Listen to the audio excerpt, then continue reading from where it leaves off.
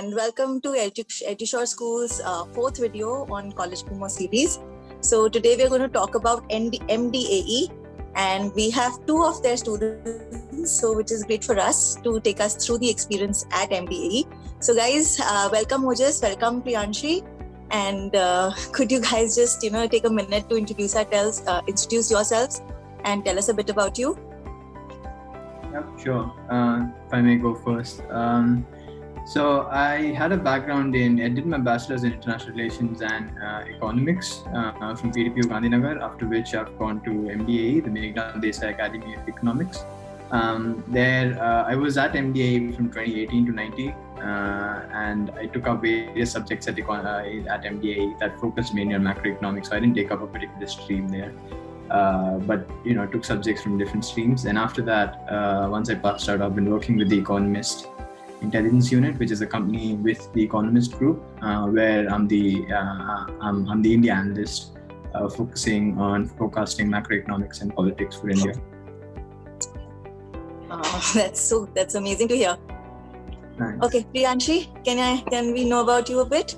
Yeah, sure thing. So I did my Bachelor's of Science in Economics and Finance from University of London International Programs here in Mumbai.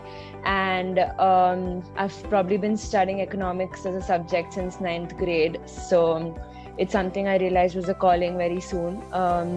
I then joined MDAE. I'm in the current batch, in the 2020-21 batch. And it's been a great journey so far.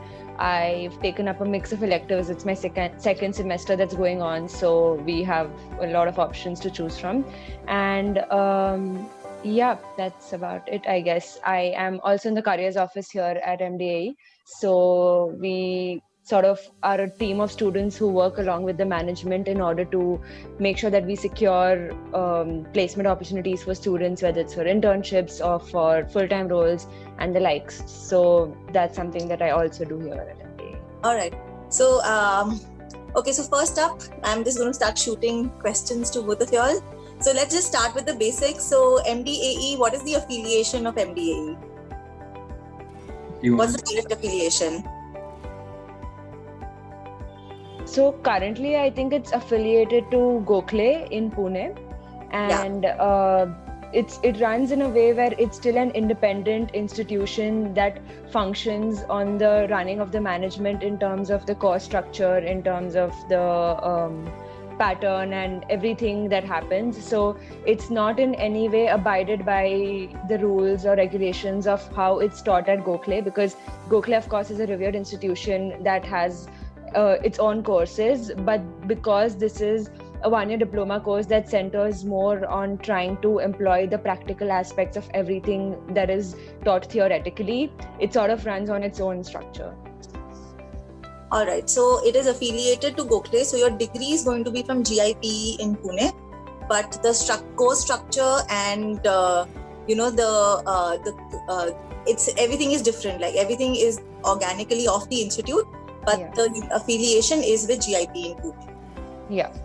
Okay. All right. Great. And what are the number of seats at the institute?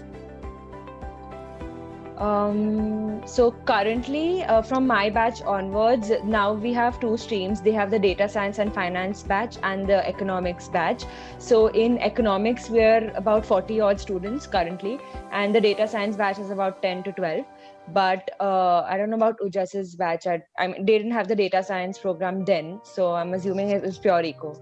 Yeah, we didn't have the data science program. It was just the postgraduate diploma in economics program, which had specialization options in data analytics, finance, and public policy.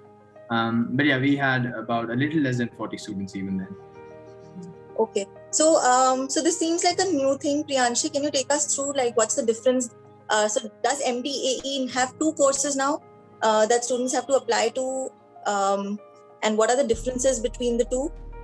Yeah, so essentially the economics program is the same that is carried on from the inception and what Ujas's batch has had as well. So we have the same specializations even right now, where you pick it in your second semester. So your first semester is 4 compulsory core courses, that you end up doing. You have macroeconomics, microeconomics, data programming, and econometrics. So those are your core courses that ideally any economic students should be affiliated to in one way or the other.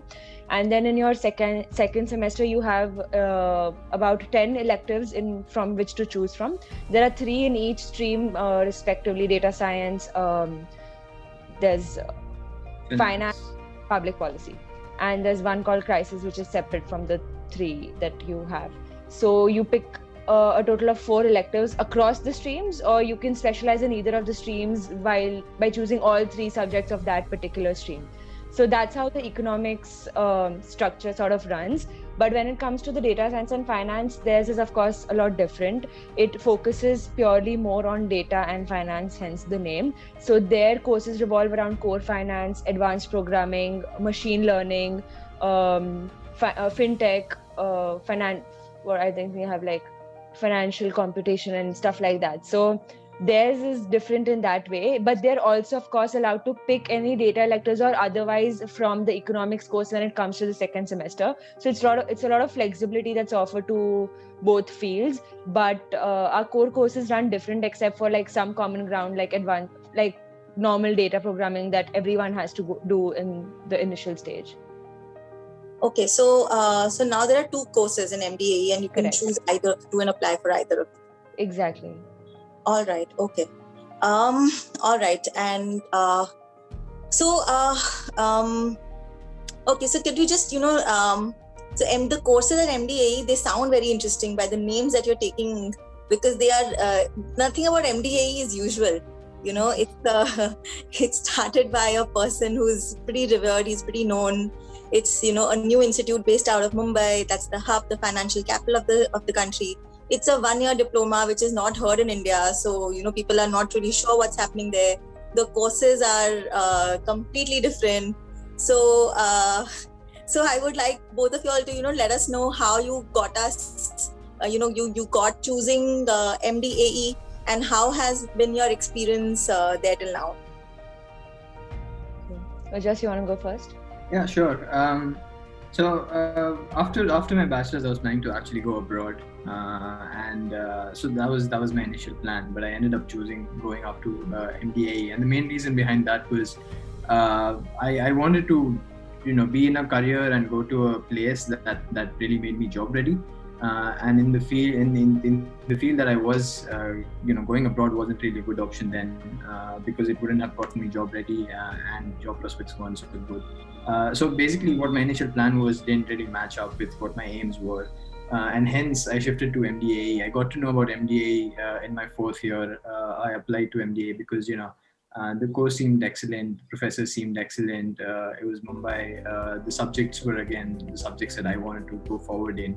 And that's how I ended up choosing MDAE after my bachelor's. Talking about my time at MDAE, it has been very, very great. As I said, the course is very, very interesting, and it's what the course does very well is train students from the very basics. So we have core courses, and even before the core courses, we have foundation courses such as math and stat. So it makes sure that you have the certain grounding required to study more advanced subjects later on. So that is one of the aspects that made the course very interesting. The other aspect was just great faculty. Faculty was either from really revered colleges in the West, having studied there, having done the PhDs there, and having taught there. They brought their the learnings that they had from there to India in teaching us. We also had faculty that was already practicing in the industry in India. So that too helped in kind of making the subject more practical in bent rather than theoretical.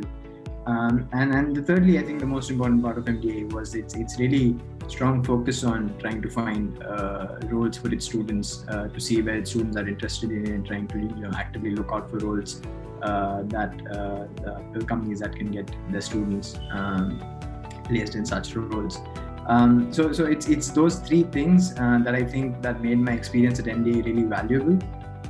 It taught me really well the subjects I wanted to know. It really gave me a good springboard to get into the industry, doing the roles or pursuing the roles that I really wanted to pursue. And even otherwise, I had a great crowd and great professors and it helped me build a great network for later on in life. All right. Thank you, Ojas. What about you, Priyanshi? So for me, I was doing my undergrad in economics and finance, like I mentioned. And the thing with University of London is that it's absolutely amazing when it comes to going to the core of the theory that you're studying, regardless of the subject that you're studying. So for me, I was very well versed with the theoretical aspects of everything that I'd studied in my 3 years. So it was something that I knew I synced with, but I was absolutely at a loss in terms of understanding how to apply that in practice. And I realized that that was the reason that I didn't want to directly go and pursue my further studies abroad, because if it's going to be something on the same lines, then I don't understand what value it would add to me, when I don't want to be someone who's just academically rooted in the subject. I want to actually employ it in practice in the industry. And I realized that that's absolutely crucial. Like understanding formulas, understanding theories, and understanding different people's ideologies is great, but it came to me that I need to know where I stand in terms of applying what I know. And that's why I picked MDA, because it's sort of a very good blend in understanding the theory but actually using it in real life. So that was something that I lacked, and I thought would be a good thing for me to have before I actually venture off into expecting to get work experience, because no corporate is just going to lay it out on a silver platter for you. They're going to expect you to have a certain skill set, and I had one part of it, but I wanted to make sure I had the other part of it as well. So that's one of the reasons that I picked MDA. And my experience has been great, to be honest. I think that I've learned a lot, because it's not just about the books. It's not just about what the subject has already done in the past in its history. It's about how you can use it and how it actually challenges your brain in a way where you're in awe of the subject even after studying it for 7 years. So that's something that I've sort of taken away. And like you just mentioned, we've had great professors. I mean, everything from something like even macroeconomics, which I probably thought, okay, I know this. And you realize, but do you really know it? Because you realize that when you read the news, it's looked at in a certain way. When you read the budget, it's different. You read the MPC statement, it's different. And I was taught how to do exactly all those things which I wanted to, but I didn't have the tools to do. So in that way, it's sort of been great for me. And I was always averse to data programming as a concept, because I was not really always the most data-prone person before, but I realized that nothing can actually function without that. And all of our subjects have a certain sense of data in it. So even when we studied econometrics, we did it with R. So you're not only running regressions in the books, you're actually doing them on a database and understanding the interpretations of that in real life. And that's sort of really crucial before you actually venture off, even probably for like a further degree, like a PhD, or if you're in like the job experience of it all. So again, the data bit was another key takeaway for me. And we've had speakers from the industry probably every other week. And it's not only people from one part of the industry. We've had people from finance, from public policy, from data analytics and data science. We've had other professors from other universities come and give us talks. And the subjects, in terms of the talks, it has been a plethora of different topics. And we've had data labs, we've had econ labs and all that. And our degree has been completely online, because we started off with online, and it's of course still online owing to the pandemic. But you're never left bored, or you're never left thinking, okay, what do I do next? Because there's always something happening. And I think that that's pretty great, that in spite of having an online year of education, we've never actually been dull, or we've never been non-busy. We've always had something on our plate. It's been very rigorous, but it's been very rewarding at the same time. Wow, that's it sounds pretty amazing. I mean, to have people from the industry come and speak, that's really the most inspiring. Like in general colleges, if we had one coming in like a year, it would be amazing. We would look forward to that. When I'm from Delhi School of Economics, and John Nash had come to D school in our time. Oh my God! Wow! It was like this thing, and there was never more people in D school. Everywhere there were people, they were coming to listen to him. But these events were not that common as what you are saying. Yeah. If you're getting to hear someone every week, that's almost like 30-40 lectures if you're listening to directed to you by industry experts. That sounds a really good deal. And we've had Lord Meghnath Desai come in for a couple lectures, and that's been a delight. I mean, listening from him, and just, it's like you're in some virtual LSE setting, because he teaches like it's serious business, right? So you're always engaged, and it's been really fun.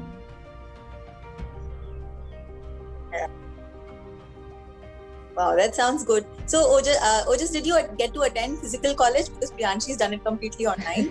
What about you?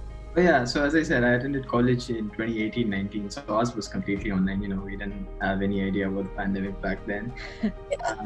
But I'd stand behind everything Priyanshi said in terms of the quality of lecturers and also just interaction. So we too had interactions with the people, leaders from the industry every other week, frankly. And it was just as rewarding for us as Priyanshi mentions. That's amazing. So could you just take a minute to describe like a typical day at MDAE? How was it?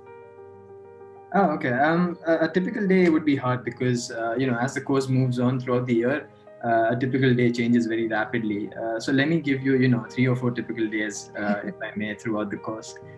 So at the start of the course, we have foundational subjects which focus on preparing students for mathematics and statistics background that's required in the course. So that's subjects. Our days completely focus on either mathematics or statistics, whatever subject going on. Days in, days out. I think for a month, we're completely focusing on mathematics and bringing up our skill on that. We have classes every other day. We had classes every other day where we had some teaching for mathematics and statistics, and for the rest of the day and for the rest of the days when the classes were not required, we still had enough work to do in terms of gaining our skills in math and stat. Then came the core programs, the core courses. We got very, very busy then because we had 4 courses running on the same on the same time for 3 or 4 months. All 4 of those courses were very rigorous, very extensive in their teaching, and again they started from the basic and then went really into advanced parts of the subjects. So again, very rigorous courses, so we had to give enough time to not only classes but doing a lot of after class work to make sure that we are understanding, preparing ourselves for the tests and the assignments and all of that. After the core courses came our internships.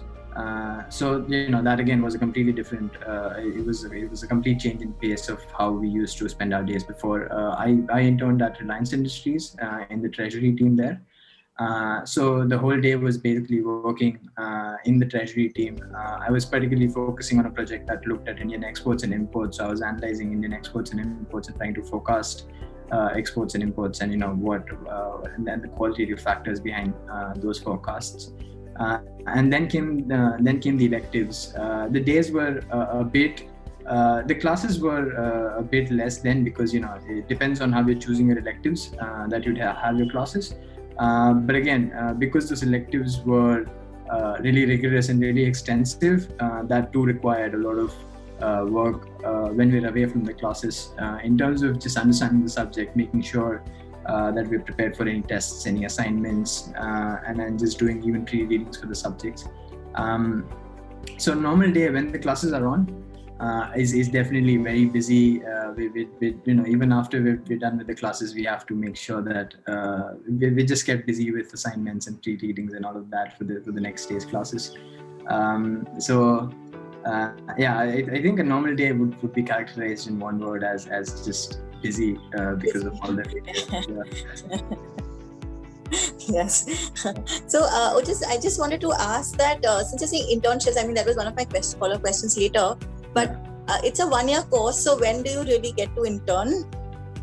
So when I was doing my course in 18-19, the course structure was designed as such that we have an internship period from January to February. So it was a 2-month period during the winter when we do our internships.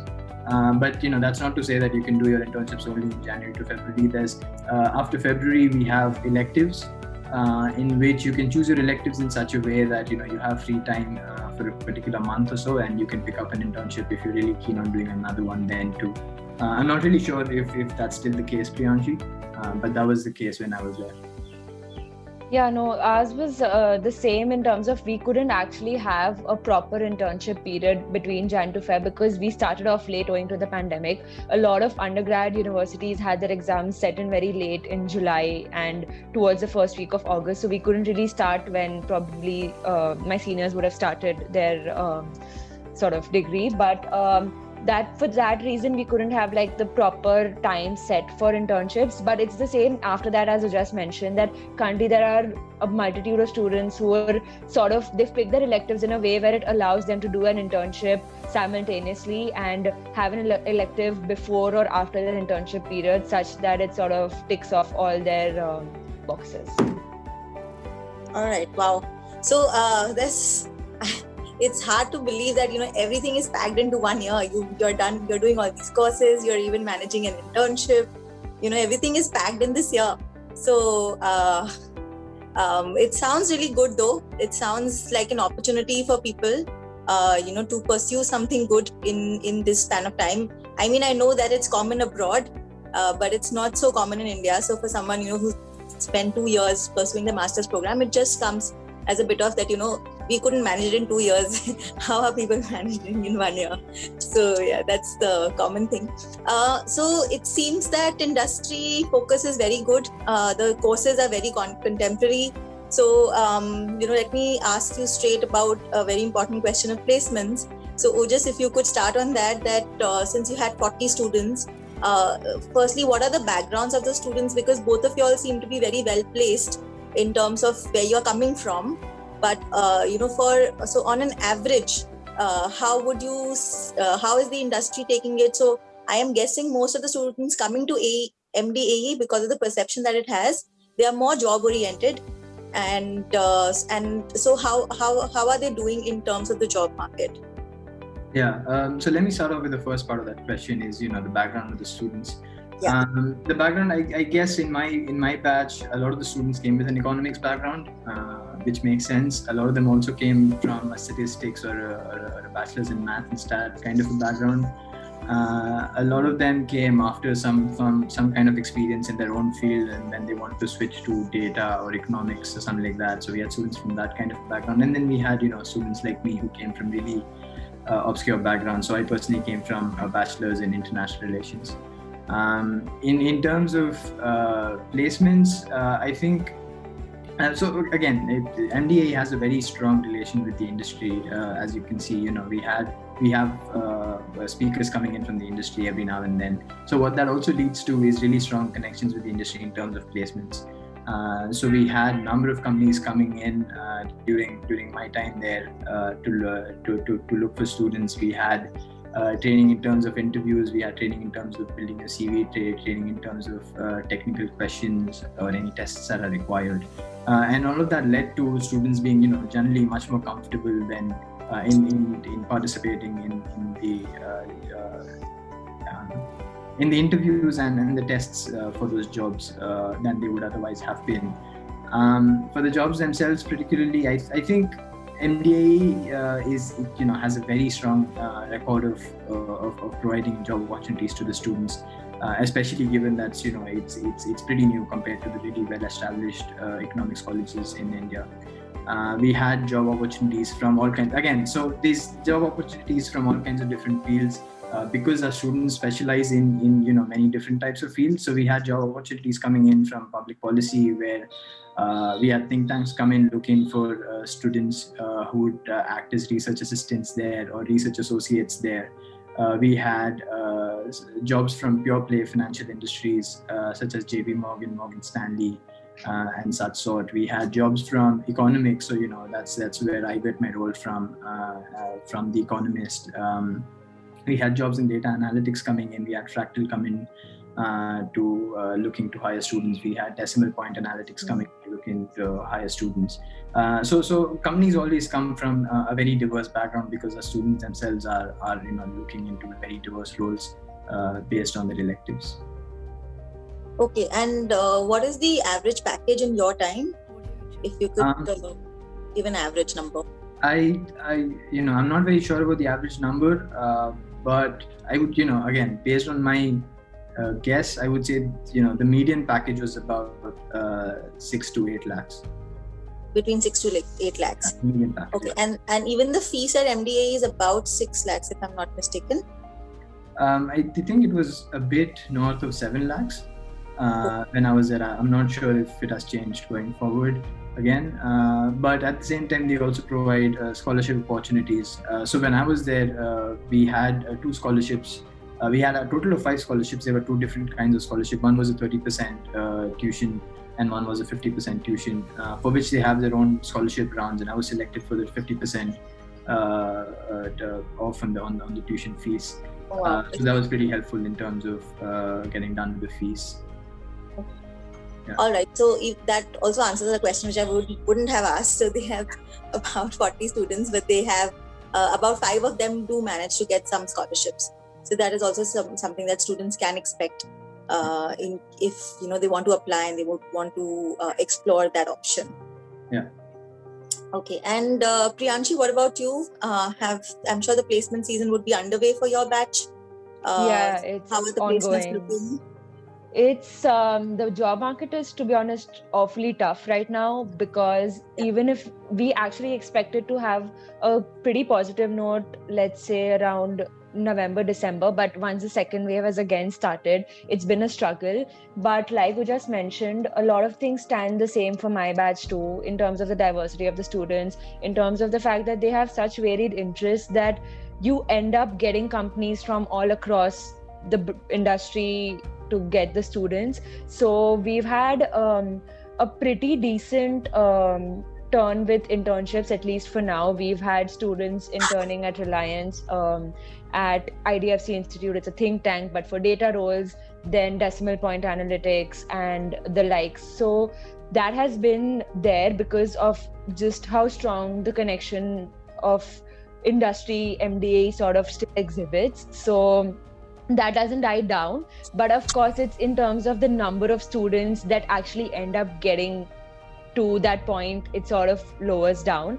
But it's going well in terms of full-time roles as well. We've had currently we've been having JP Morgan come in, Deloitte has come in, PwC is in the pipeline. There are like a multitude of companies. Public policy, we've had so many. NABARD has come in, JPAL is in talks. So again, it's like there are so many things happening simultaneously that you just need to make sure, at least for me, because I'm in the careers office, you just need to make sure that it's what the students want at the end of the day. And again, my batch is such that we have people, because they work as RAs even during the course of their program with certain professors, they have sort of a very strong research instinct. So they again look at more policy roles or something that's more research oriented. At the same time, there are people who are so in depth into finance because their electives have them specializing in finance, that they look for more sort of banking or sort of financial institution oriented roles.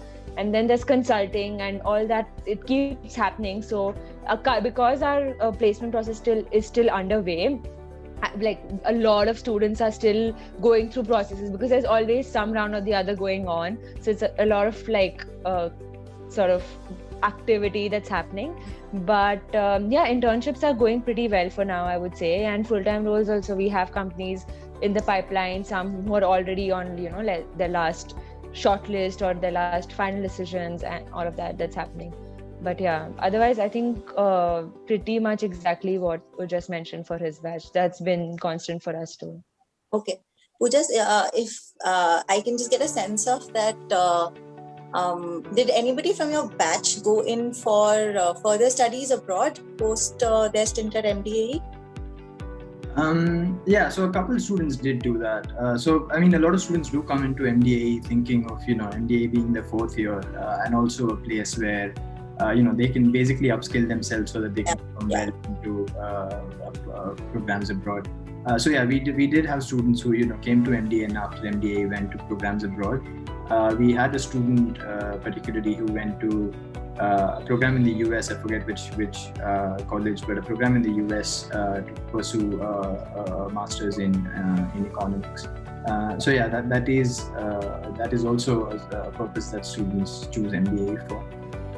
Okay, so so after the stint at your college, they're first going in for a double master's somewhere out, and then probably apply for a PhD if they want. Yeah, so I mean, it depends on what the student wants to do. If he or she just wants to do a master's, they can apply for a double master's. If for a PhD, there's also that chance of certain programs having a master's and a PhD together abroad, so they can directly maybe apply for that program too. Okay. And there is also this confusion, or I mean, it's not a confusion, it's a question that how are they placed in terms of education if they decide to be in India? So do you have any sense of that if they continue to be, if a student out of MDAE continues to be in India and wants to pursue further education, so would they need to take another master's degree, or would they be able to go straight for a PhD, or is it very university dependent? So do you mean if an MDA student wants to go for a PhD in India itself? India itself. So let's say other places, maybe Delhi University or Bombay University or something like that. Bombay University, I'm sure, would be much more receptive because MDA is there. I'm sure it will have its connections there. But what about, let's say, a Delhi University? Oh, I'm a bit unsure about this, but I think if going for a PhD in India, I think they're much more rigid about what kind of postgraduate degree they would accept, and that would cause them to look for a master's degree, especially rather than a postgraduate diploma. So that might create problems. But again, one has to keep in mind that the main aim of MBA is really preparing students for the job market, and that's the main bent, and that's where they really specialize. Okay, so out of your batch, which is a 40, let's say, what percentage kind of got placed through campus? Well,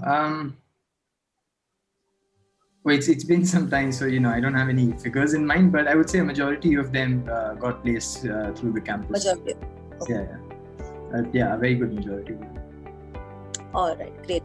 So I think I have covered everything. How about your, since it's a small batch, I'm sure it would be advantageous in terms of interaction with faculty. There would be close interaction with faculty. I'm guessing I'll just quickly cover that point also. Oh yeah, definitely. Sorry. Yeah, go ahead. Oh, no, I mean, I would completely agree with you, given, it's just 40 students and the place itself is designed in such a way that you're constantly bouncing into the faculties and Priyanshi, I guess, would have even a better experience of interaction with the faculties because they have 2 courses now. So they have a completely different set of faculties that they can interact with too. But coming back to your question, I would agree with you that there's an immense amount of interaction with the faculties. The faculties are very open for us to approach them anytime that we have a question, that we have something on our mind that we want to clear out. So in that sense, the faculty is very receptive with interaction with the students, and naturally interactions increase as the number of students decrease. Yeah. Priyanshi, are you required to write some sort of dissertation or term paper or anything like that in your course? I do actually. Good that you mentioned, because we're just in the process of sort of deciding our area of interest in terms of our dissertation. So we're going to have to start by the end of April in terms of at least fixing our topic, and then we get a good sort of 2.5 months to sort of work on it. So currently we pick our area of interest in terms of our dissertation. It can be anything from core finance to development or experimental economics or macroeconomics, or whatever you want, whatever you're interested in. And you should at least be at a point after studying for a year where you know where your interest lies.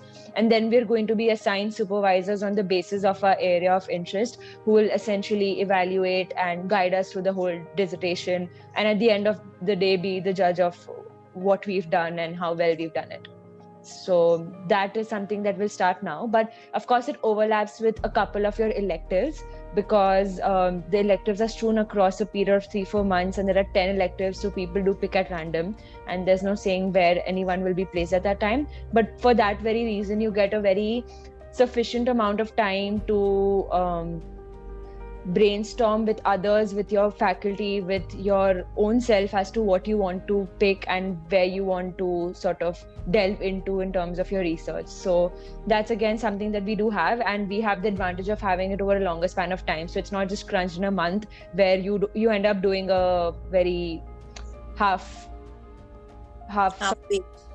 job with it. So okay. All right. So I think I'm out of questions. If there's anything that you think I missed, if there's anything that you both would like to say, please do. I think we've covered probably everything, but yeah, I think that's something that even Ujas mentioned, and it is something that's important to keep in mind, is that the course is not generic, and that's probably one of its biggest USPs.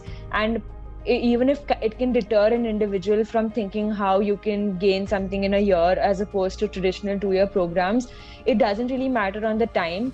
If you are willing to put in the effort and commit to the rigor, then you'll end up gaining a lot more from it, even in the 1 year that you study, because of the fact that it's fast paced and because of the fact that it's not spread out, and it doesn't allow you the luxury of time to sort of embrace everything at your own comfort. It pushes you out on the edge, and that's sort of one of the things in retrospect that you'll realize is something you really needed. So yeah, true. Industries, it's not an easy thing. If you want to, I guess it's making you ready in that sense also. Exactly. Yeah. Ujas, any closing notes from you? No, that's it. I mean, Priyanshi summed it up very well in terms of the rigor at MDA is very, very different from what we have in colleges and bachelors. So it's quite a stark change in pace for me. It was a quite stark change in pace for me, and I'm sure it'll be for other students too who plan to go into MBA. But that's something that's really necessary if you want to do well in the industry, going abroad, whatever you want to do well. But that strength of rigor is just important. All right, lovely. Ujas, Priyanshi, thank you so much for your time. Thank you so much for breaking down the enigma around MDAE, because we all are not very well informed about it. So thank you so much. It will be very helpful to all the viewers who listen to this, and all the best to you both for your careers. Thank you so much.